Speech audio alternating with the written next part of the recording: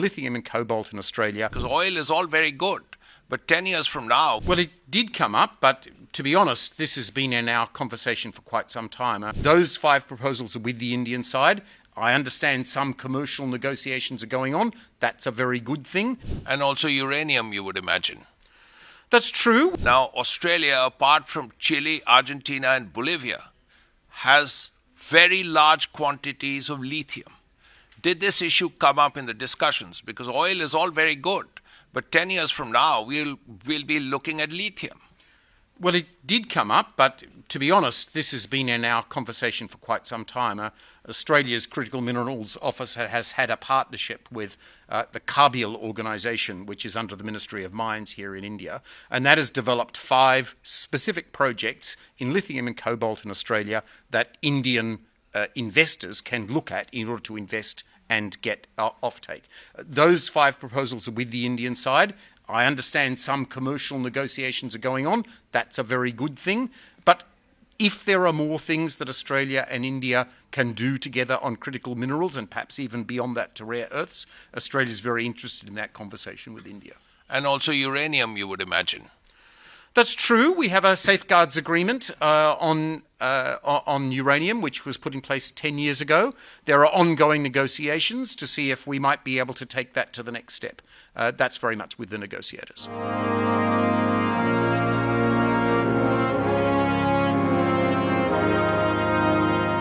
Rare earths are used in technology, electronics, medical care, and military applications. But they're also very important for the clean energy transition.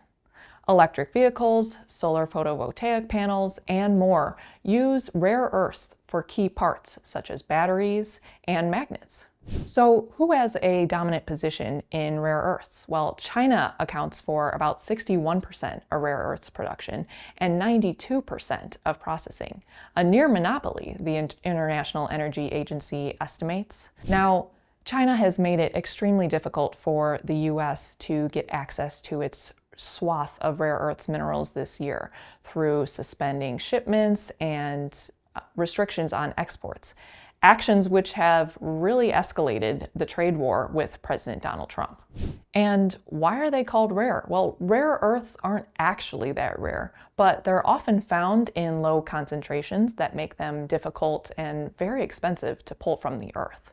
China has long dominated in the space because of its supply, especially of what are called heavy rare earths, and its long-standing investment in both extraction and refining.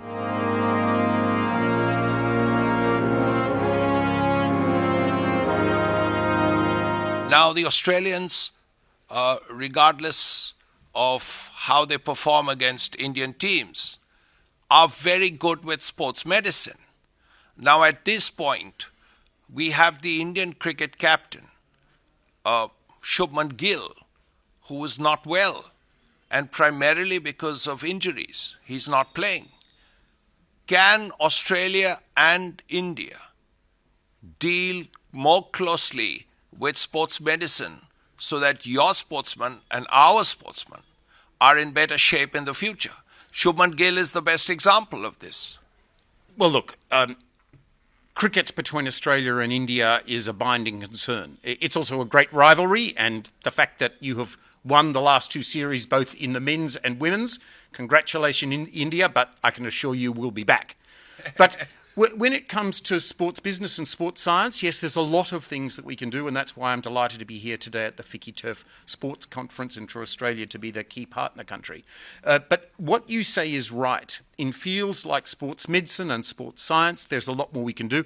We're very excited that a new partnership has just been inked between GMR on the Indian side and Deakin University on the Australian side. That, by the way, is the highest ranked university in the world for sports science, and they will be establishing a new centre of excellence in this field. So we're very excited about that.